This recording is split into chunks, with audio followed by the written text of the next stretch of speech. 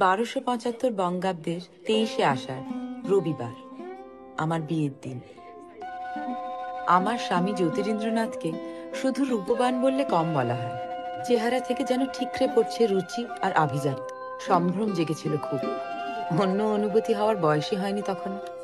পুকুর পাড়ের ছোট্ট চৌহদ্দি থেকে হঠাৎ করে 7 সমুদ্রের ঢেউয়ের মাঝে এসে পড়লে যেমনটা হয়, ঠাকুর বাড়ির বউ হয়ে আসার পর এমনই দশা হয়েছিল।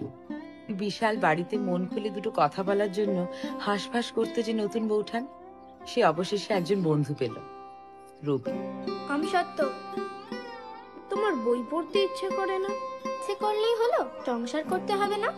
আমি পড়ে শোনাবো। কাল লয়ে যায় মাঠে শিশু। রবি, এবার আমি খাতা কেটে নেব। কি হচ্ছে কি নতুন বউটা? তুমি সারাদিন চুপচাপ বসে থাকবে, আমার মোটেই ভালো লাগছে না। তুমি সমস্ত জায়গায় কাটাকুটি করে দেবো কিন্তু।